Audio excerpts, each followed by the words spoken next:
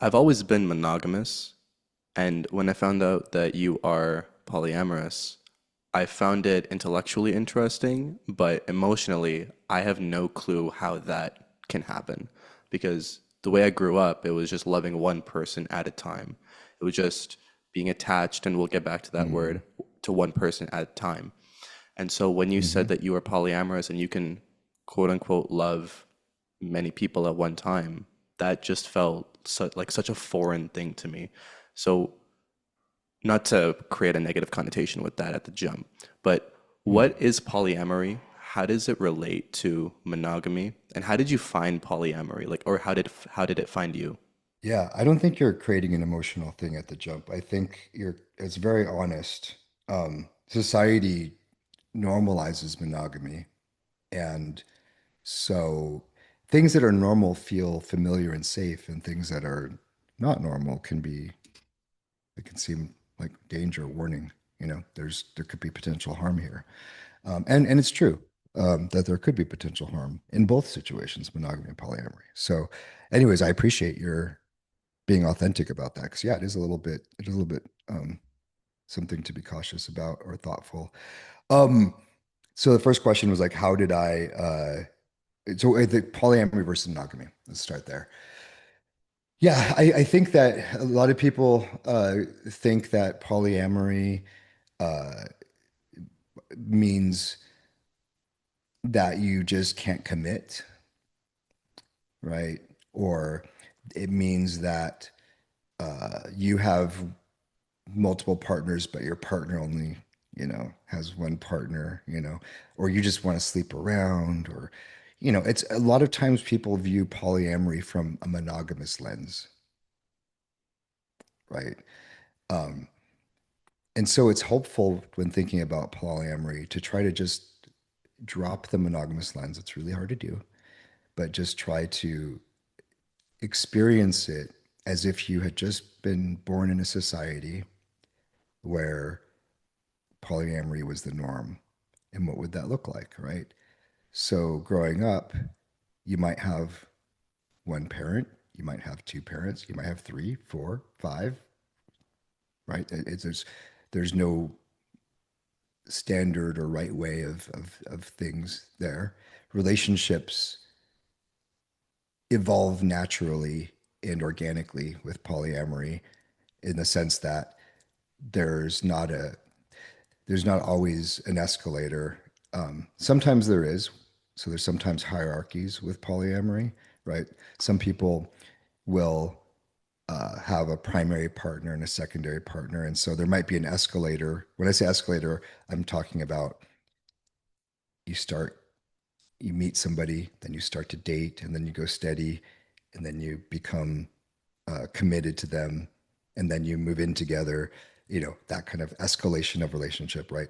In a in a hierarchical polyamorous relationship, you might have a primary. So there might be some escalation towards becoming primary. But if you also practice relationship anarchy, and now I'm going to like blow this up and have even more terms to think about, but like, I practice relationship anarchy. With relationship anarchy, you don't need to apply any sort of norm to your relationship. There is no hierarchy with relationship anarchy at all. And so, if, for example, you and I were romantically involved, we wouldn't have a question of like, where is this going? What's it going to be? We would just allow it to be. And we wouldn't have a sense of like, well, we need to figure out if we're going to commit or not, right? And so, to me, the beauty about polyamory is because there's no exclusiveness associated with it, is that your connections can form organically without constraints, without artificial constraints being applied, right? So if you're with somebody and you've been with them for 10 years and then you meet somebody and you start to develop something, you don't have to make this choice of, do I need to leave this person of 10 years to explore something with this new person, right? Now, what's the what's the trade-off? Because there's always a trade-off. Well, the trade-off is that time is finite. You only have so much time on this earth. And so there's a joke in polyamory circles that polyamory is really about spreadsheets and calendars. Because if you have a lot of partners, I started to develop a habit where I just have everything's on the calendar. If I am going to spend time with one of my partners, that goes on the calendar. Like everything has, because I've made that mistake where I would have more than one partner and I would overschedule and I'd schedule both of them, and that's a bad situation. Because if I accidentally schedule two of my partners at the same time, what does that force me to do? I have to choose, right? Now I'm back in the monogamous frame of like, now I have to make a choice. And that's not what the spirit of this is. So there's a lot of emphasis in polyamory of like making sure you're intentional about where you're spending your time, and making sure that you're doing it in a way that's equitable and that reflects and respects the stage of the relationship. Like if I've been with somebody for 10 years, I could probably go months without seeing them and it's okay. But if I'm just met somebody and we've been together for 3 months and we're now in that period of like building some intense connection, I need to respect that and maybe make some more room for exploring that more deeply. Um, so yeah, so I think there's two big pieces to it. One is that there's this sort of freedom to allow yourself to authentically love organically, but then there's also this constraint of now you've got to manage a calendar and your time and that sort of thing. And then of course emotionally, I think that's the next part. There's an emotional component of like the elephant in the room, which is jealousy, right? Um, that's usually what people bring up as the biggest concern is jealousy. And it's funny because actually the the biggest emotional trade-off is that you can have multiple breakups happening at the same time. Right? You saw me go through that recently. Like where I had one breakup happen and then like a week later, before I had even finished processing that one, I had another one, right? So I think that's the bigger emotional um, risk. Once you work through the jealousy, so you don't ever lose jealousy. Some people claim that they weren't born with it, but that's weird to me. That's like saying I wasn't born with fear or sadness or anger. Jealousy is just another emotion. It's a signal. And the way that a lot of people who are polyamorous learn to work through jealousy is that they start to see it that way. It's a signal. So if one of my partners is doing something and I'm feeling jealous about it, okay, what's the signal telling me? Most often, not always, but most often, the reason that we're feeling jealousy of one of our partners, this also happens with friends, by the way, is that, and actually it's interesting because the friendship thing, polyamory makes sense if you think about your friendships. You don't put those constraints on your friends. You're like, well, you were hanging out with so and so. Why were you hanging out with them and not with me? It's a similar model. But the jealousy piece becomes easier to deal with when you realize that it's a signal, and oftentimes that signal is telling you, "I want that," and they're having it, and I'm not. And the reason that that signal is strong is usually because you're not allowing yourself to have that. It's rarely that you're not able to, right? So let's say you're jealous because your partner is out getting laid and you're at home and you're not. It's like, well, why are you not doing that? You want to, why are you not? And if you're coming from a monogamous frame, you might still have some baggage around, oh, but if I hook up, like I feel like that's like, you know, disrespectful to them, even though it's not because it's ethical. So lots of times that jealousy is coming in because you're coming in with from a monogamous frame. But when you come in from an abundance frame, when you realize, oh, yeah, they're out getting laid, well, fucking A, good for them. Like, because when I'm out getting laid, I want them to be thinking the same thing too, because I'm enjoying it. And so it's embracing that abundance and the jealousy doesn't go away. It just becomes, instead of it being like a loud blaring alarm on your dashboard, it's just a little light. Oh, that light's okay. Yep, I need to check on that.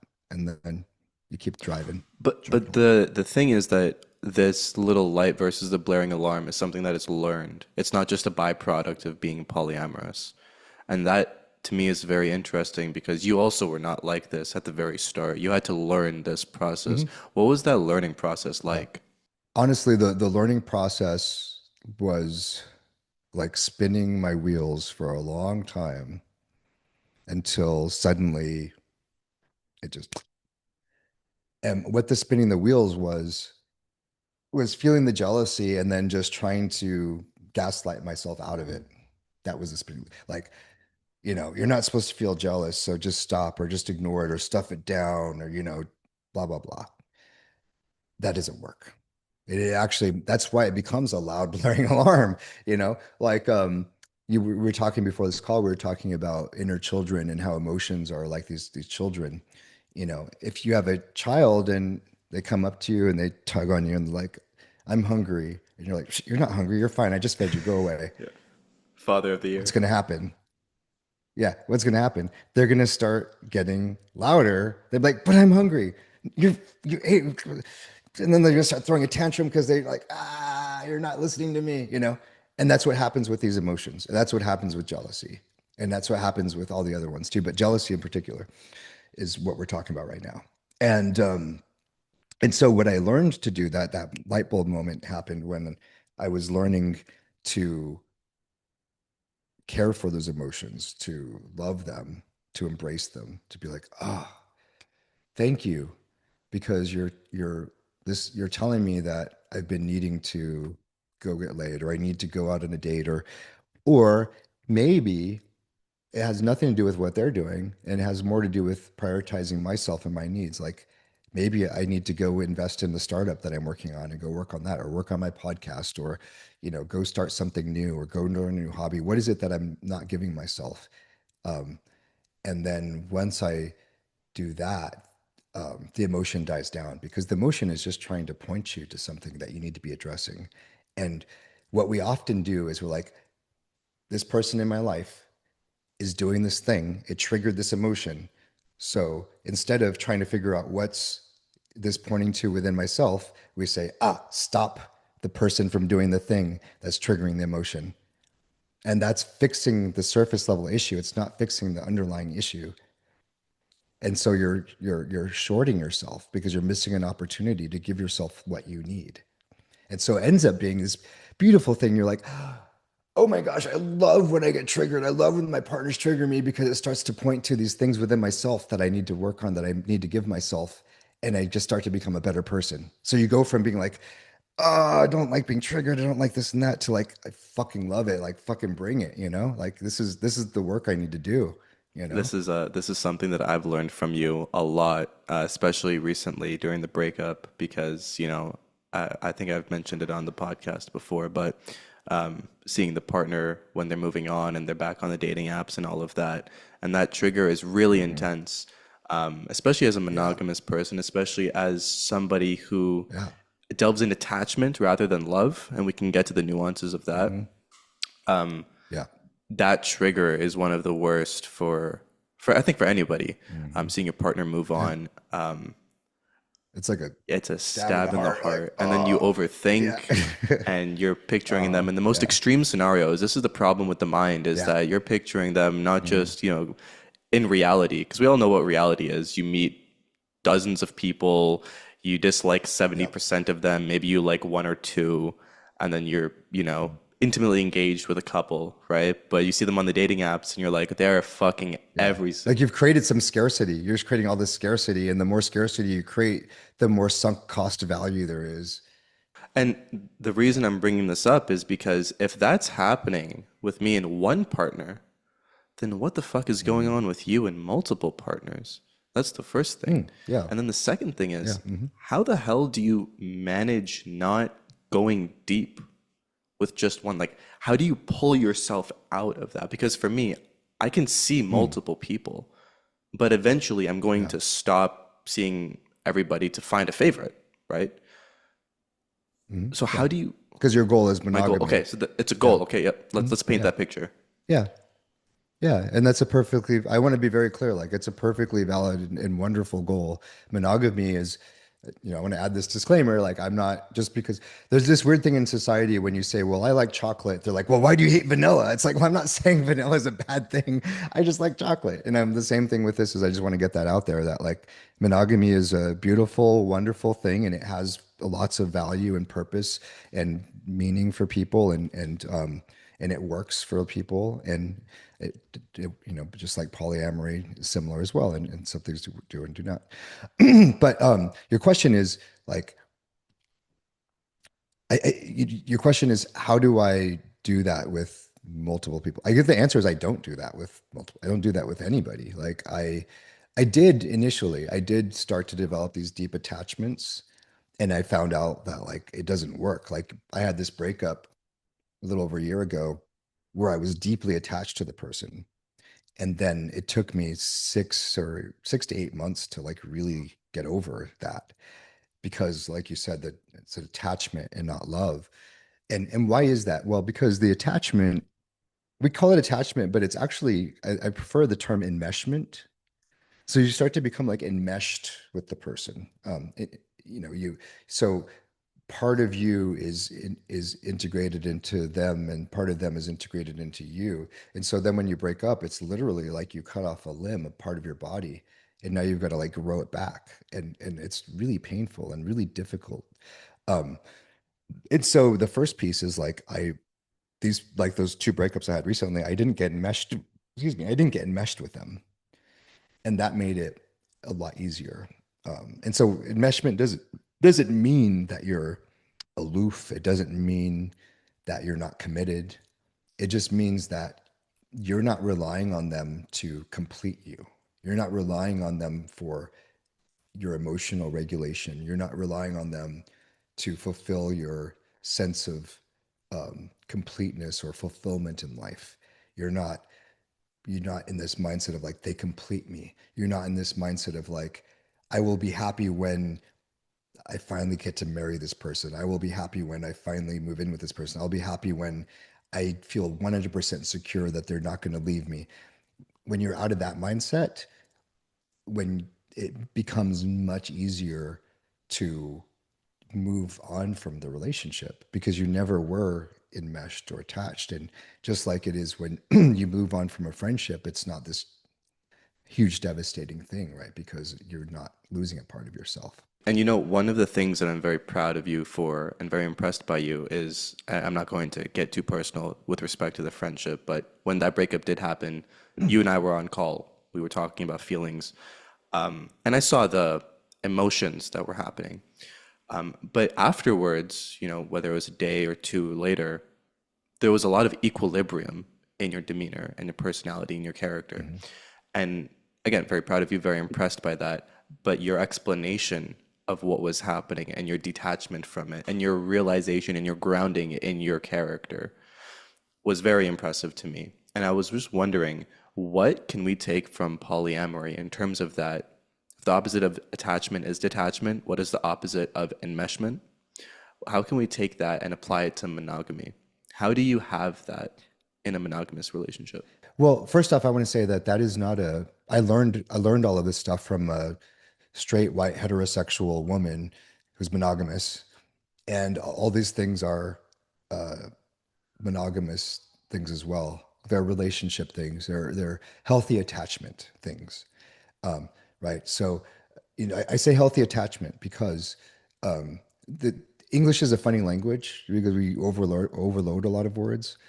When we talk about when you and I are talking about like non-attachment, we're not actually talking about no attachment at all, right? That's why I think I prefer the word enmeshment because those two partners that I broke up with recently, yeah, I was attached to them. I mean, if I wasn't attached to them, I would forget about them and like I wouldn't reach out to them. I wouldn't want to spend time with them. There's some attachment, you know. Um, I'm attached to you as a friend, but it's not like this thing where I'm like, oh, I'm not myself unless a Yusha's around, It's a healthy attachment. Um, so it's with our friendships, it's with our lovers, we can have a sense of healthy attachment. And with our friendships and with our lovers, we can have unhealthy attachment as well. Because it can happen with friendships too. You've probably seen this before, toxic friendships, right?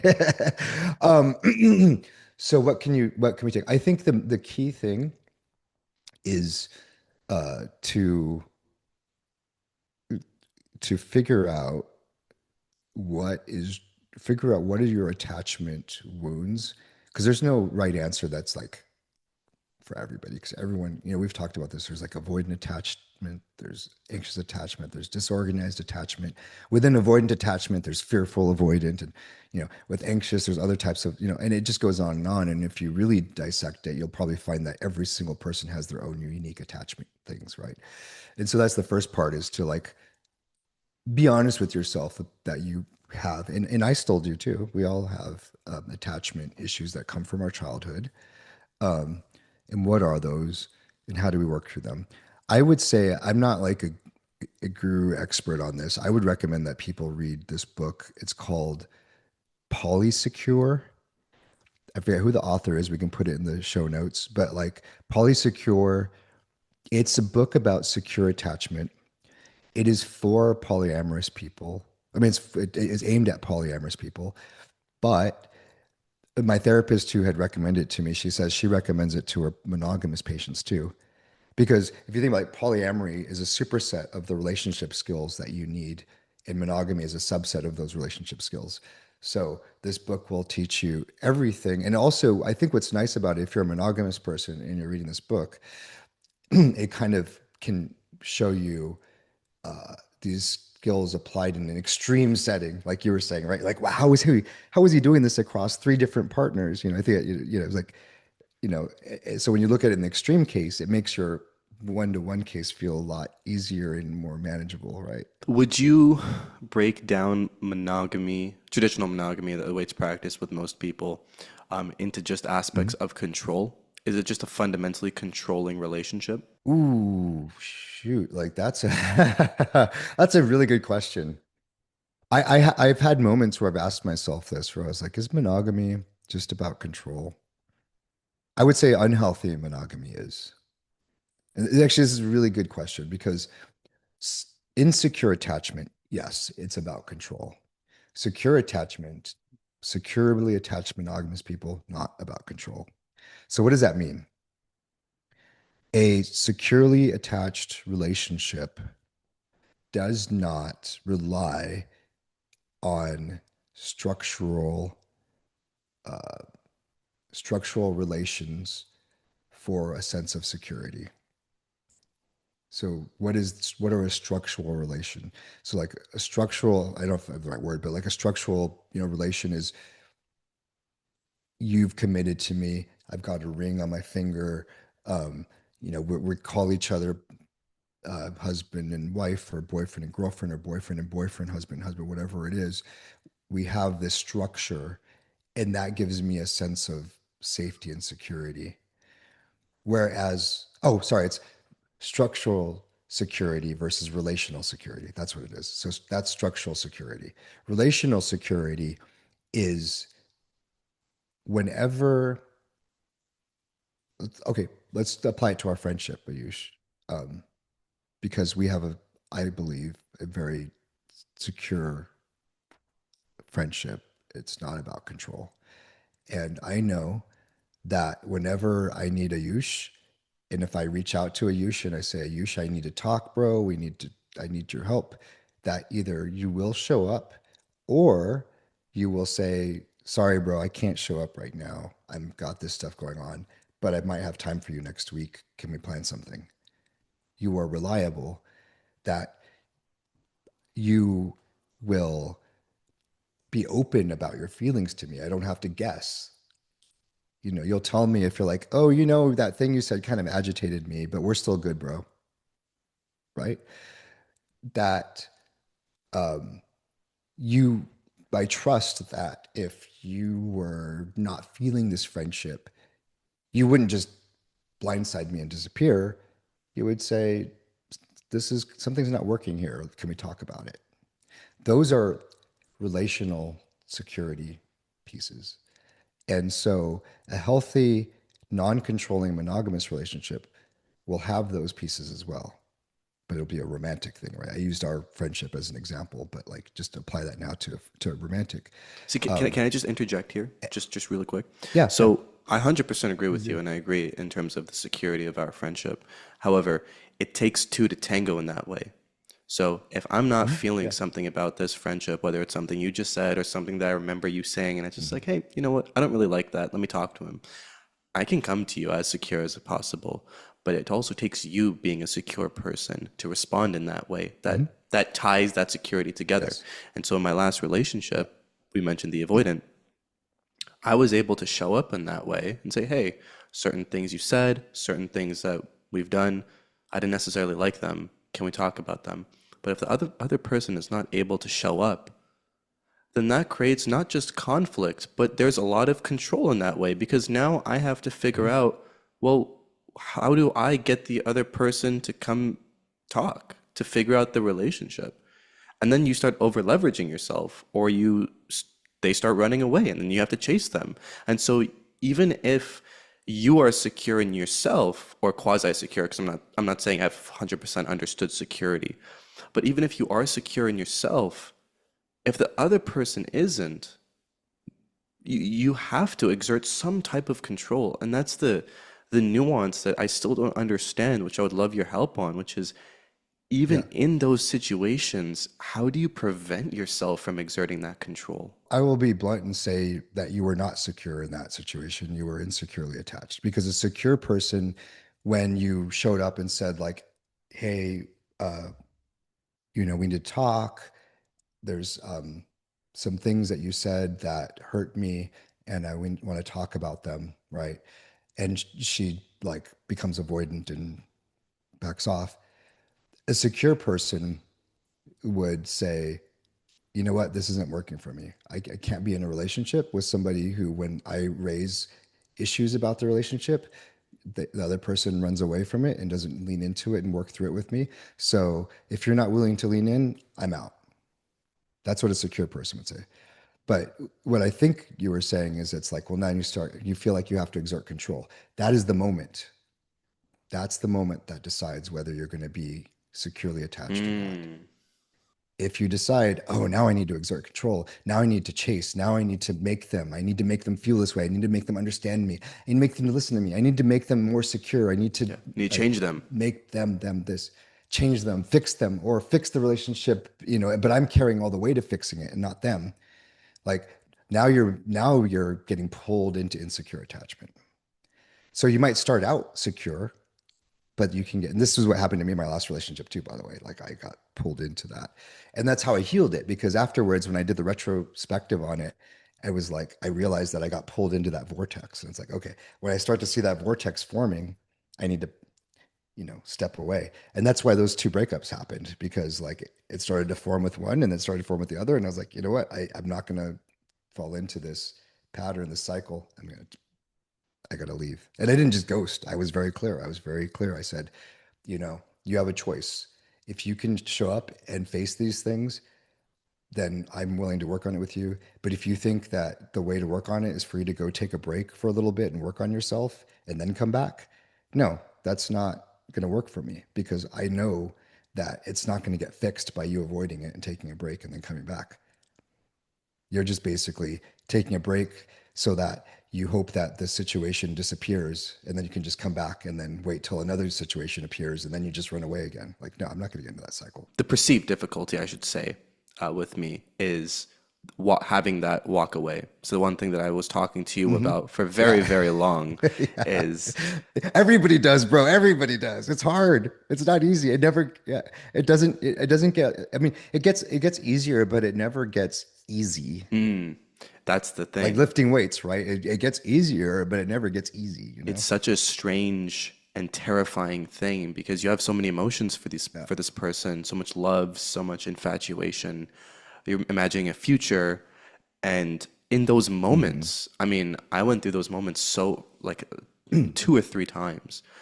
Well, two times before the actual breakup, but it's like you're teetering on this cliff and you're like, oh my God, the entire relationship is right about to crash if I don't do something. Yeah. And that's when my insecure attachment comes out. Okay, let's just not go off the cliff. Like, let's just paper it over and figure it out. And you were saying that it just gets easier with time. And so the question I want to ask you, because I think you've thought a lot about this and experienced a lot in this, how do people have that strength to walk away when their security is being attacked or is being is in jeopardy? I think for this one, uh, it's simple. You call the bluff. You recognize that it's a bluff, right? That my security is in jeopardy. You're like, you tell yourself that's not real. And that ties back to the note I just wrote down here, which is oftentimes when we're in an insecure connection. You were saying like you were talking about imagining spending a life together, getting married, having kids, like that sort of idealization and we create this fantasy around the person, you know, and that's a when you start to do that, that should be a yellow flag, yellow alert, um, maybe even red alert, depending on who you are, where you I should say where you are in your journey. Um, and that fantasy that you create, uh, that creates the bluff because now you're all you can think about is now instead of like this being somebody you've known for like 6 months or heck maybe even 10 years or whatever, but you've turned it into something way bigger than it is. You've turned it into this magical fantasy solution that's going to fix you and your life down the road, and you're losing that is what it feels like. It's a bluff. It's not real. So I think two things there at least. One, don't buy into the fantasy. Don't create the fantasy. Just stop that. Like, stop But don't hit it. yourself. But And don't hit then yourself. You're hitting your inner children. Yeah, yeah. yeah, that's right. This is like, but the analogy is like, you can love a kid and be kind and compassionate to them, but if they're reaching for the stove, you're not going to be like, oh, no, no, like, I love you so much, but just don't touch this. No, you're going to Yeah. be like, don't Yeah, do yeah. That's fair. that. There's, I preach treating yourself with compassion and kindness as if you were treating your own child. Yes, but also if you're going to start touching the stove, fantasizing, like stop it. Just don't do it. You don't have to be mean about it. You don't have to be like, you dumb whatever. You don't have to be mean about it, but you just interrupt it. That's what this is. It's interrupt. Don't do it, and just move on. So yeah, but it can be hard because like maybe why are we doing the fantasization? Well, we're probably avoiding something. We're trying to get away from something, right? So that requires work. And then the second piece is like you call the bluff. Well, the bluff becomes easier to call when you don't do the fantasy type of work, or make it into a fantasy.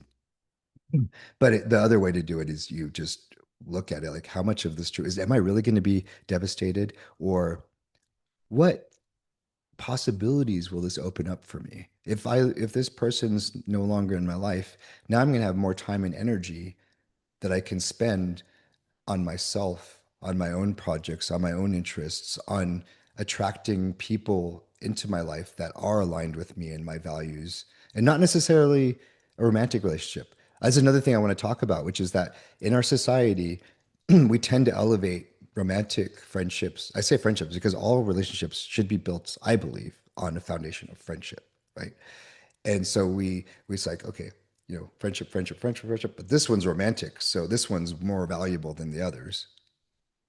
Why? Because this is something we were talking about before. I think this is the last thing we'll bring up. Our Yeah. society is built on monogamy from the ground up. How do you maintain polyamory in a society that's fundamentally monogamous? I think the foundation it's accepting that you're going against the grain of society, which means that you need to be a person that can embrace authenticity. That you're a person. Actually, this ties back to a point that I did not make about when you're calling that bluff, when you're like being able to build up that courage to walk away from something that's not working.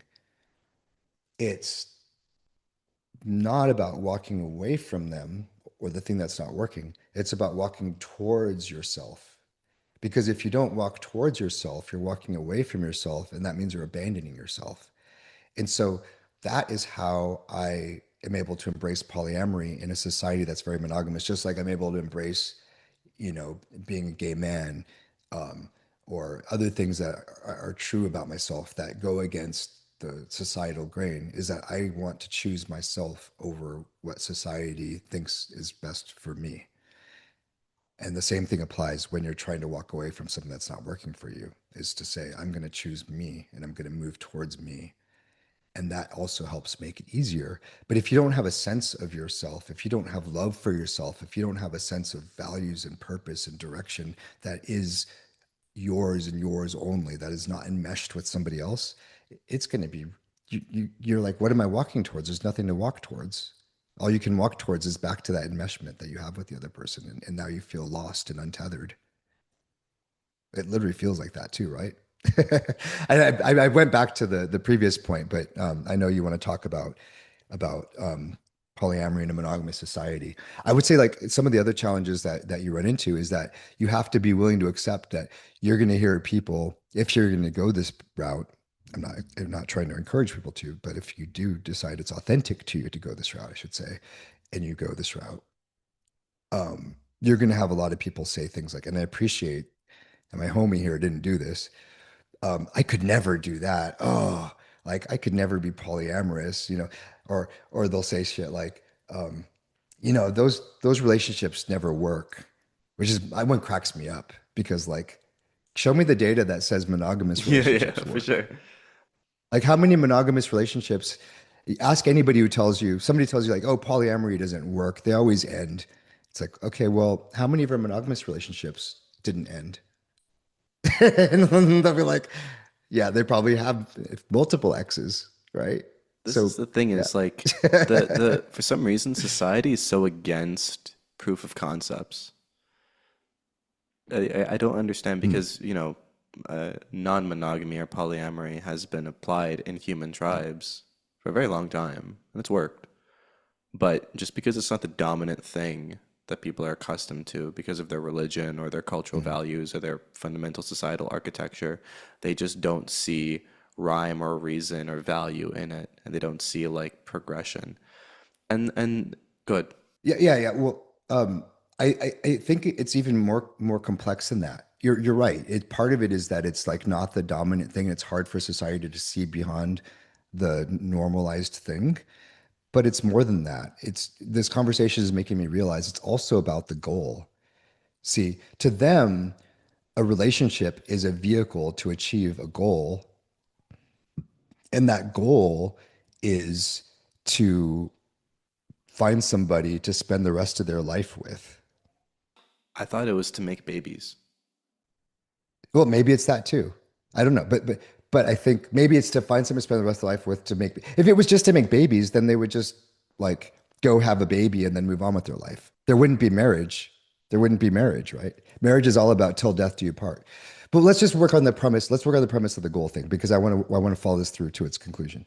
So let's just assume that these people that are objecting to polyamory, it's because they have this mindset of like I'm going to get married and till death do we part, and it's till the end. This is a lot of this. I would argue that the majority of society believes that. You might be different for sure, but I would argue the majority would. That's why marriage is such a big topic. Um, and marriage is about till death do you part.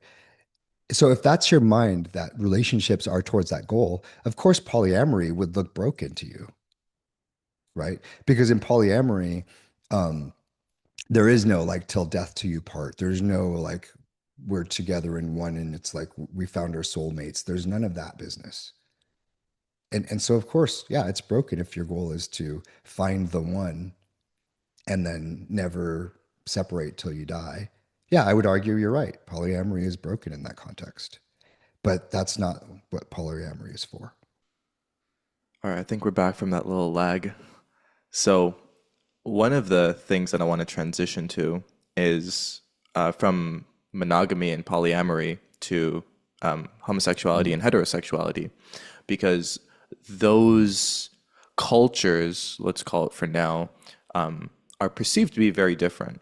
And I always thought Mhm. of like gay relationships as completely different to heterosexual relationships, right? And you Mhm. wrote a manifesto, the Sexual Bromance Manifesto. And when you sent it Yep. to me, my entire perspective on the quote unquote differences between gay and straight relationships changed. Because Mm. Yeah. everything that you put in that, I also want in a partner, you know? Hmm. Can you talk Yeah. about where the Sexual Bromance Manifesto came from, the ideas and that inspired it, Yeah. and how they relate to you? The story is I had just gotten out of a relationship um, that I ended intentionally. Um, it wasn't working for me, and I wasn't getting what I needed.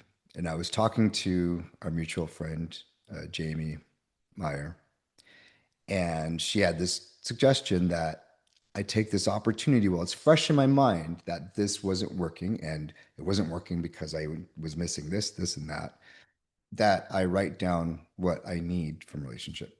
At the same time, I was having a functional relationship with somebody else that was starting to develop, and it had all the things that I wanted.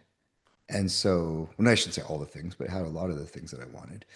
So I used that as a template to just start writing down, like, here's what I'm getting from the relationship that's working that I wasn't from the one that wasn't. And heck, I didn't even have to think about that one that wasn't. I was just more focused on what was working with what I had, and then where else did I want to see it go.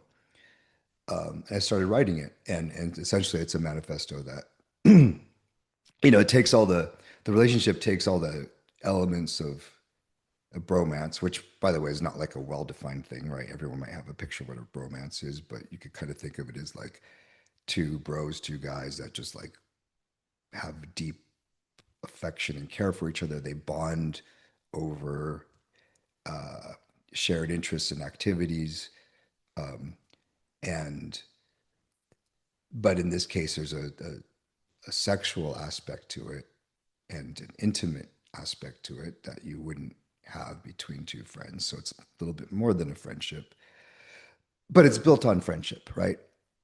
And ultimately,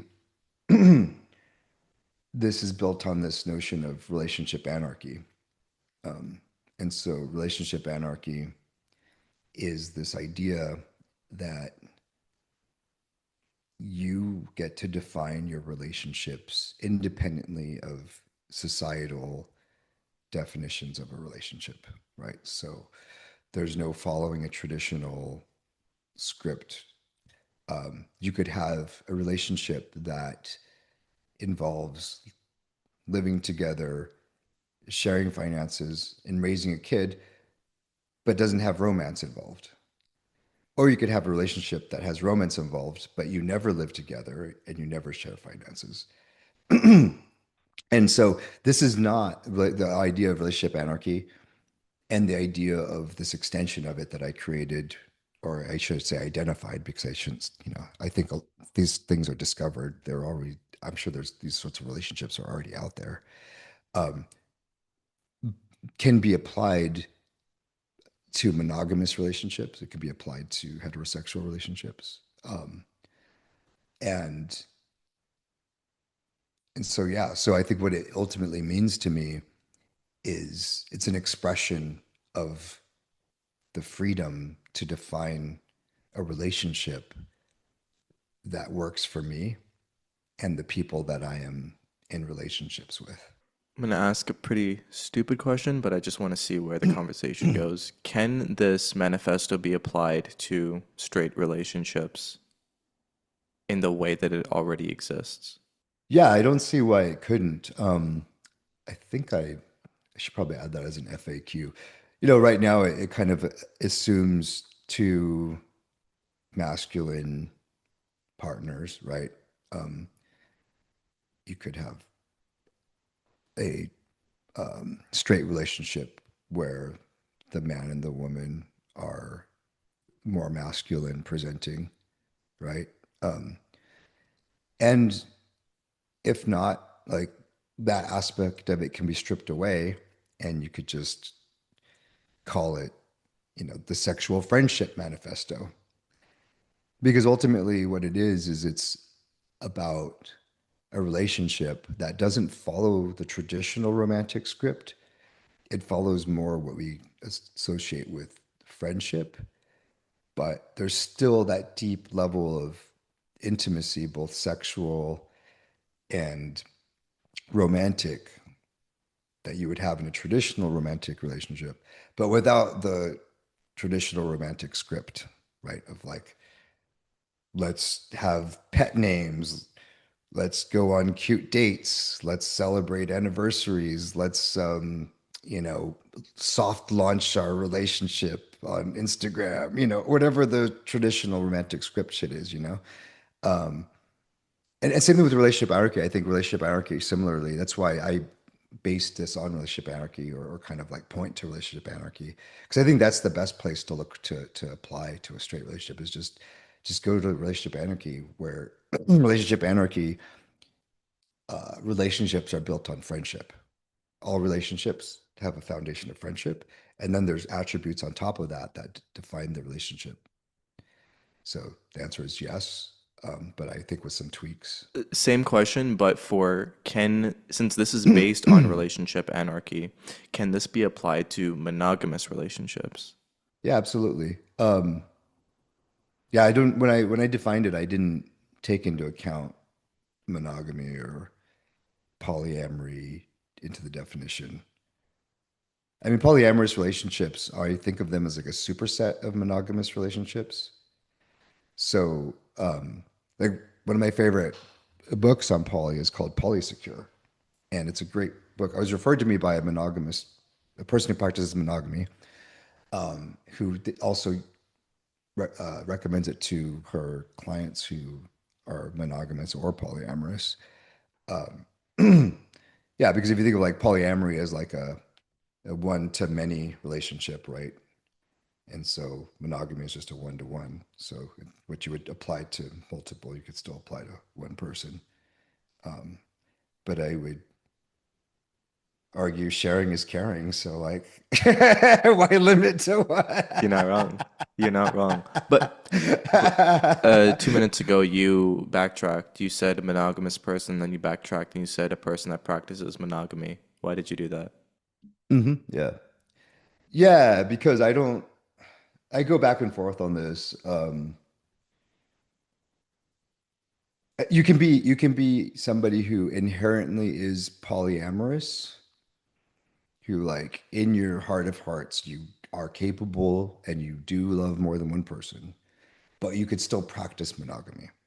So if I see somebody practicing monogamy, I'm not going to assume that they are inherently monogamous.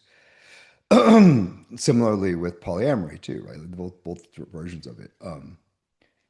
And also I'm not sure. Like it's interesting because like I I also like if Jamie were here, she'd be like, "Yeah, you're not a monogamous person. You practice monogamy, but you're not a monogamous person. You're just a person, right?" So maybe I might be putting words into her mouth, but like I think what happens is when we give ourselves those labels and we say, I am a monogamous person, I am a polyamorous person. Now we're fixing ourselves, and there's like no room to grow or change or adapt. We're just like, now I'm this. And it's like you're fixing your identity as opposed to giving yourself room to explore. And so that's part of the reason as well. One thing that we should do is we should have a three-way podcast with Jamie on here just to see what she would say. 'Cause it would be really Yeah. interesting. Um, as a heterosexual male,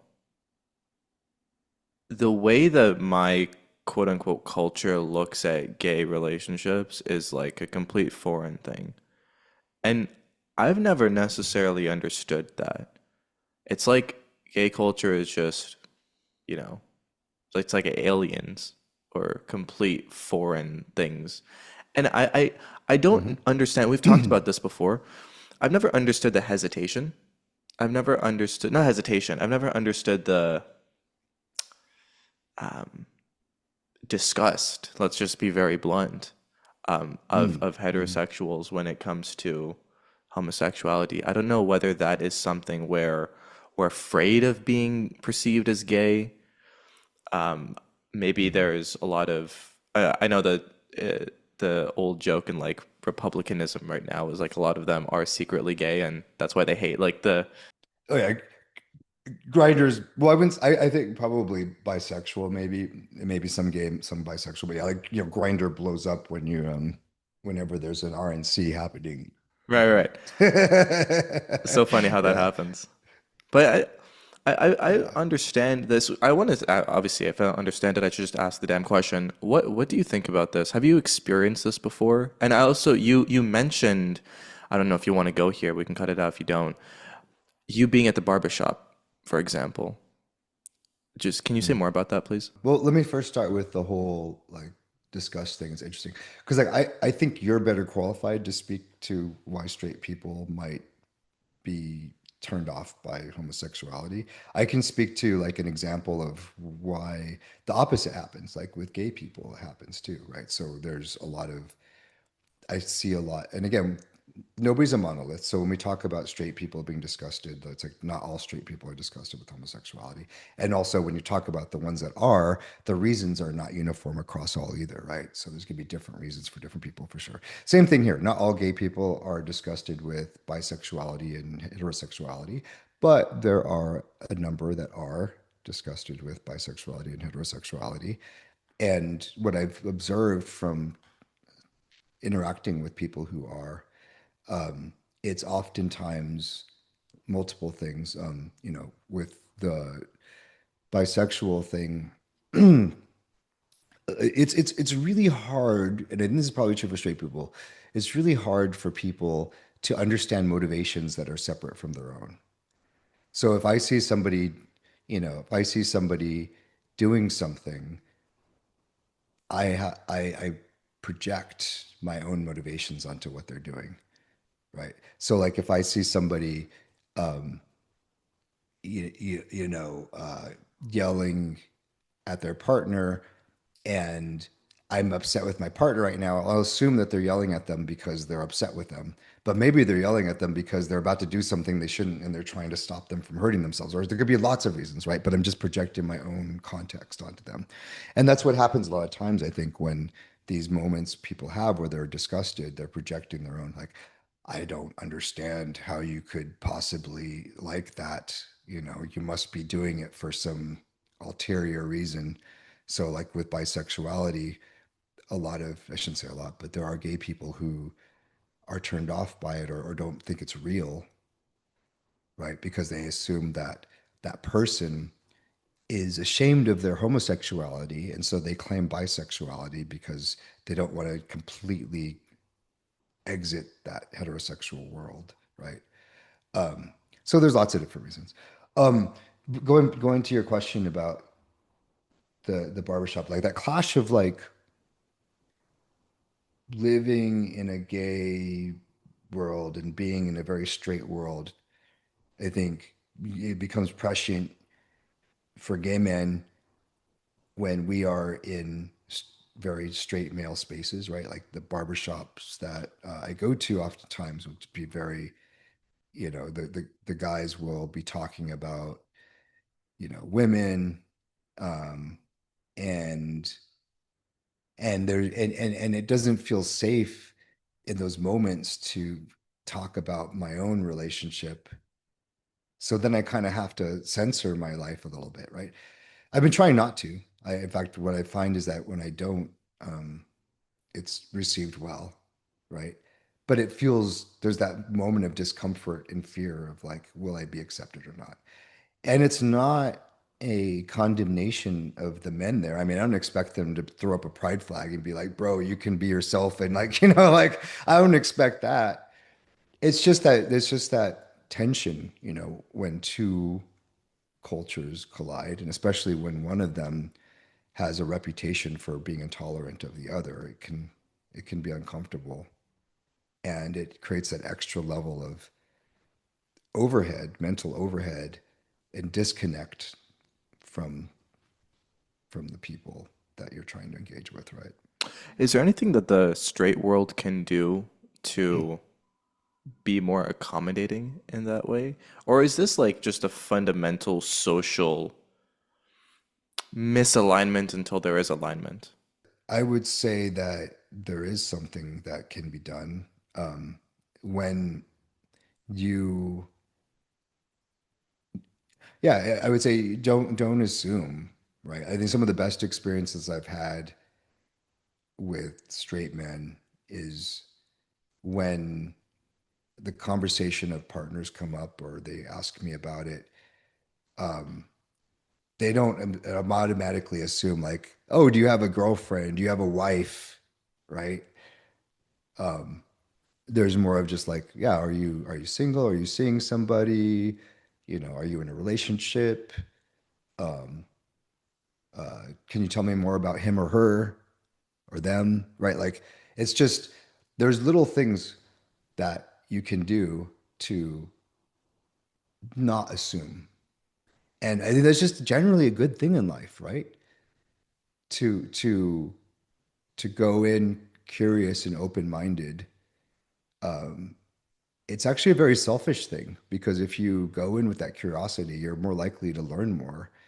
But if you kind of go in with that fixed thing and if you go to a gay person, and you're like, "Do you have a girlfriend?" They'll be like, "No." The conversation's over. But if you say, "Do you have a partner?" "Oh yeah, I do have a partner." And then you're like, "Oh, cool. What's their name?" And then the gay person's like, "Oh, their name is Sam," and blah blah blah. And you see, like now instead of being closed off, like, "No, I don't have a girlfriend," it's done because you assumed.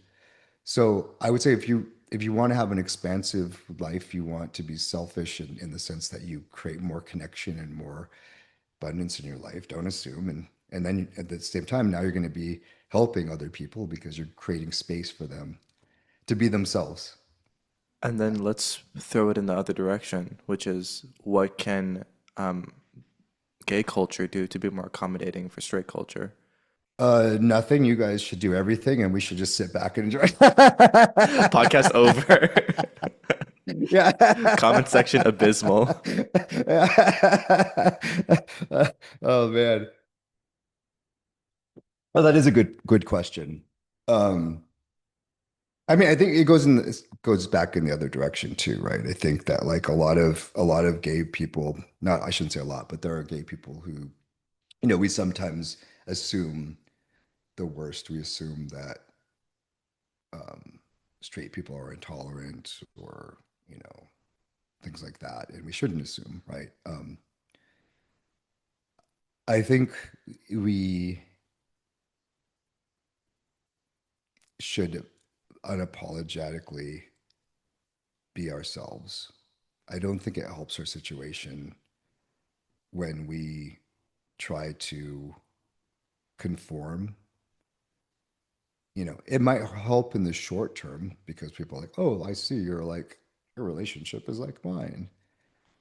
But there's something still humans pick up on that sort of inconsistency and dissonance and like, is that real? But like when I showed you like that sexual bromance manifesto, you're like, "Oh yeah, I could totally see this being two dudes like being that way and like it makes sense. And it instead of me being like, "Oh yeah, no, trust me, our relationship is exactly like a traditional 1950s, husband and wife relationship." It's like, no, own it and and unapologetically and without assuming that your way of life is better or worse. It's just what works for you. Fuck, this is a difficult question. Um, is the real issue political or generational or cultural? The real issue, what issue? The misalignment. It feels like my generation and Gen Alpha are far more, I don't even want to use the word tolerant because I don't see gay people as like Mhm, foreign or anything like that. Like they're just mhm. other members of society. Yeah. They're not even gay people. They're just people who are homosexual, right? Like or who practice Mhm, homosexuality. Like cool. Makes no difference to me. But I know that mhm. for like my parents' generation, they don't even understand it. Yeah. Especially Yeah. because, my parents are traditional Indian and even though they grew up in the West and they were Yeah. surrounded by, Mhm. homosexuality and all Yeah. of that for Okay. I get it. Yeah. I think it's fundamentally cultural. Um, I know people of different political backgrounds that are for and against um, the idea of queer people um,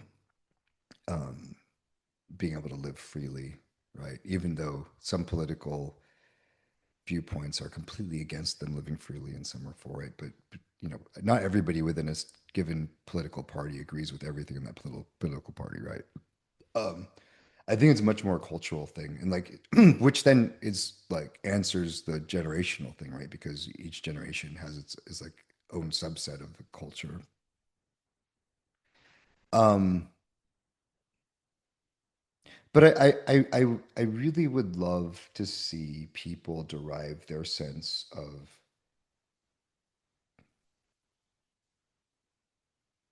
inclusion of others, right? And acceptance of others from within themselves, not from their culture, not from their political party, not from their generation, not from, I'm going to look there and be like, well, what do you believe? Like, you cool with these gay people? Like, that's the problem. That's the real problem is that everyone is looking to each other. Like, am I supposed to be okay with this? It's like, no. Like, if you're okay with it, great, you're okay with it. If you're not okay with it, then you need to examine why is it that you have an issue with somebody living their life in a way that has nothing to do with you. Examine that and fuck whatever else other people are thinking about the situation, right? So I think that's ultimately the real problem is that people are looking to others as opposed to looking I within agree with you, but themselves. it's not that easy. Like I can't just fuck whatever anybody else is saying because then I'm the odd one out in my friend group or in my school or in my frat or wherever I am. And if I express those views, I'm not strong enough to be the odd one out. It just is uncomfortable. And so I have to agree with the pack. That's the issue that I find is that not I don't want to say people are just weak inherently. I don't want to say that at all. But I find that even if there are some people that can think independently, the group think still holds true. It still holds strong. Yeah, I mean I disagree in the sense that you always have a choice. It's different for kids, right? Like obviously if you're a kid and you're in a family and your parents say like this is what we believe and if you don't believe this you're out on the streets. Well, it's like, yeah, of course you don't have a choice, right? You're probably gonna have to pretend you agree with them, but inside you can still disagree. But, you know, if you're in a frat group and you're the odd man out, you're the odd man out. You need to fucking leave. Honor that. You are the odd man out.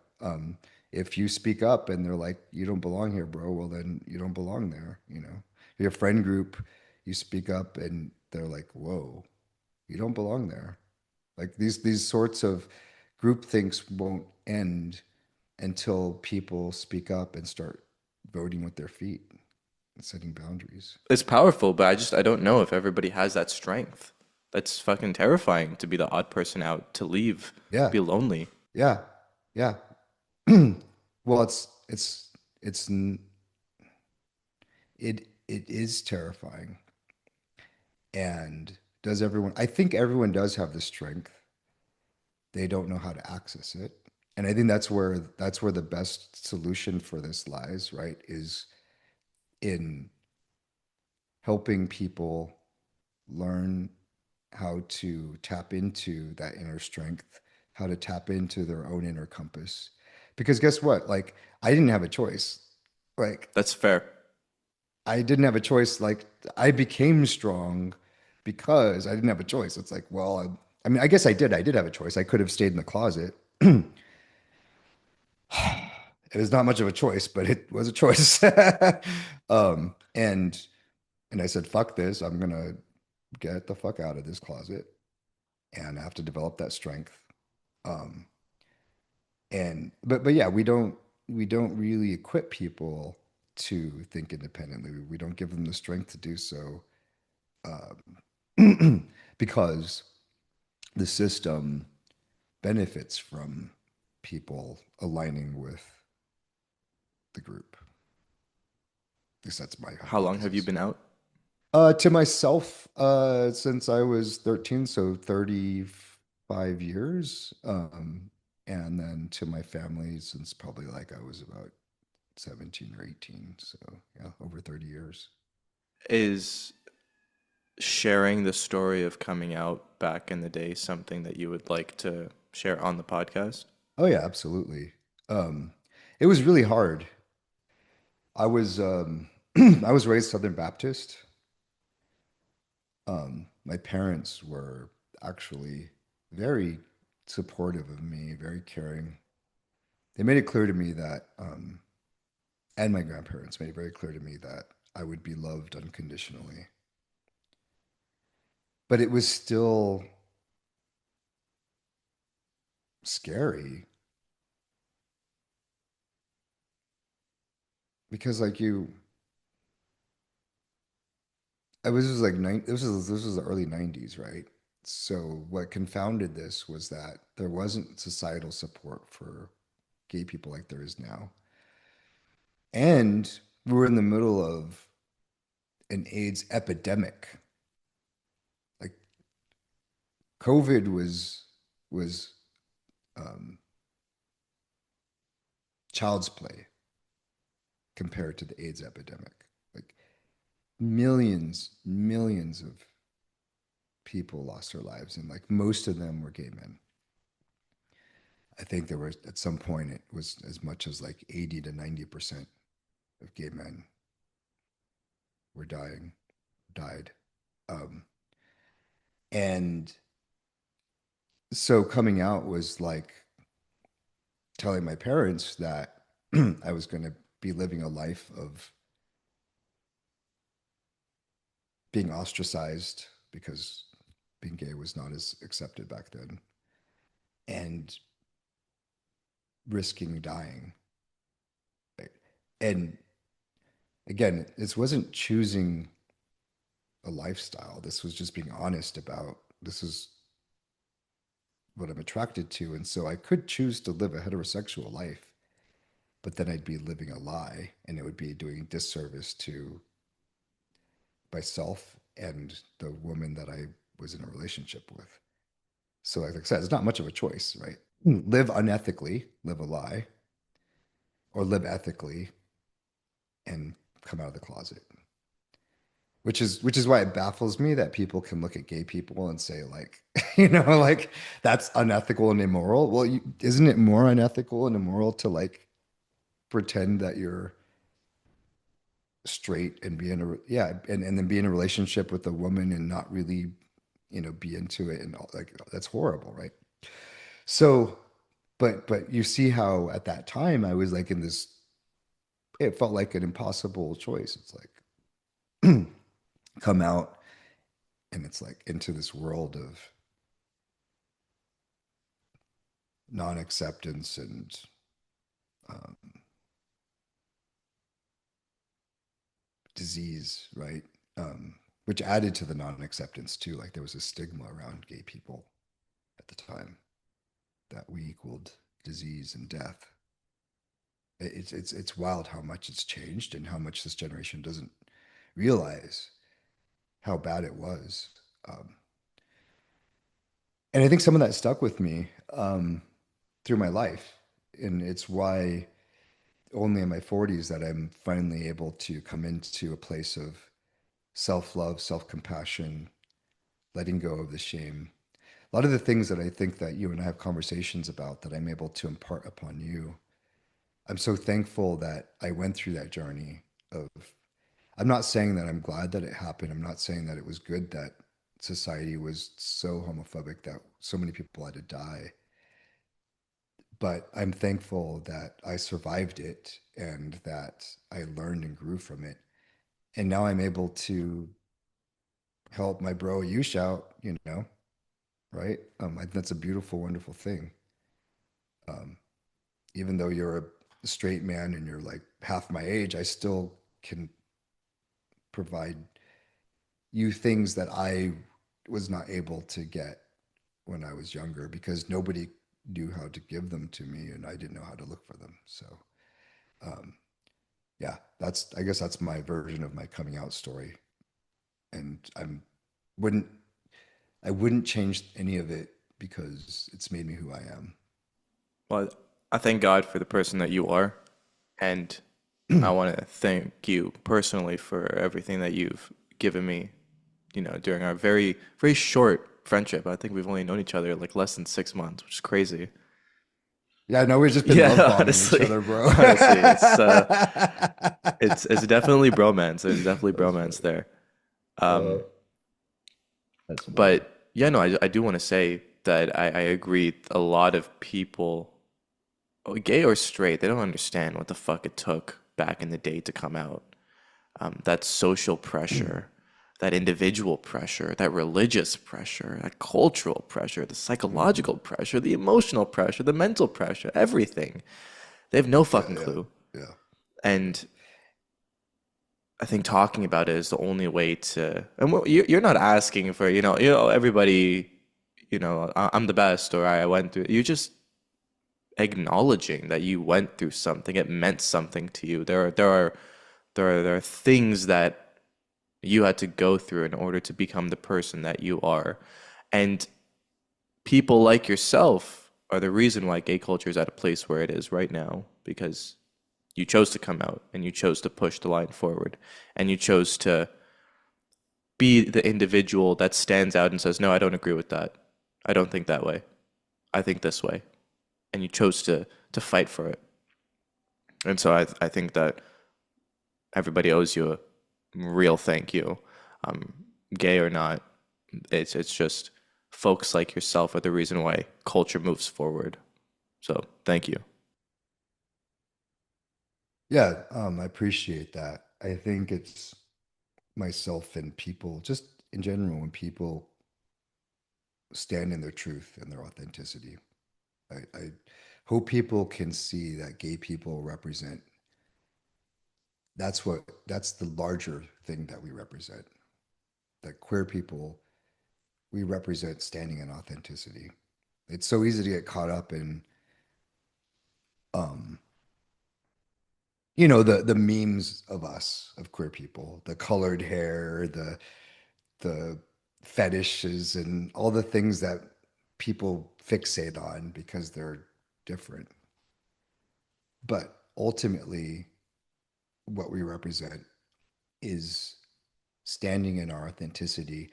The whole metaphor of coming out of the closet applies to more than queer people. You know, if you are a straight person and your friend group is all, um, let's say, they're all one political party, and it's just not acceptable to be a different political party. And you come out of that closet in your authenticity and be like, I don't agree with this. That's a version of that. It's like breaking that societal mold. If you are a uh, woman and you decide you are never going to get married, you're coming out of the closet because society expects women to come to get married. And there's this whole trope of like, well, you don't want to be, the old cat lady. What if I do want to be the old cat lady? That's authentic to me, right? So I hope that we are a beacon to people to show that you can stand in that truth. And I think that's also the reason why, going back to the beginning of this conversation, that's one of the biggest reasons why people that do not like us because they're like, why do you get to be authentic? Why do you get to be true to yourself when I have to play this game and have to conform? They may not be thinking that consciously, but on some level, that's what's happening. If you could go back to a younger version of yourself and give them a piece of advice, which version would you pick and what advice would you give them? The version I would pick would be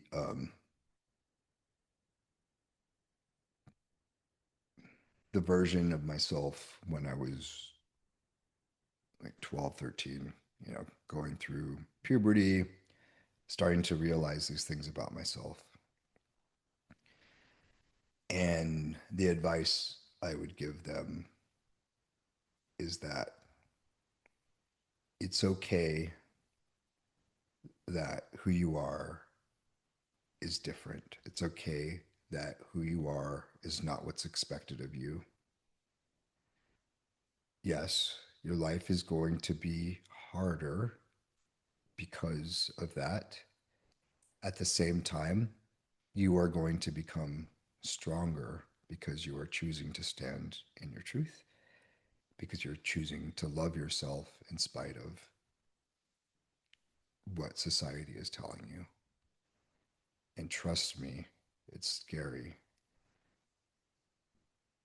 So, because it's scary, you need to push past that fear and find support, find people who can help you with embracing your authentic self.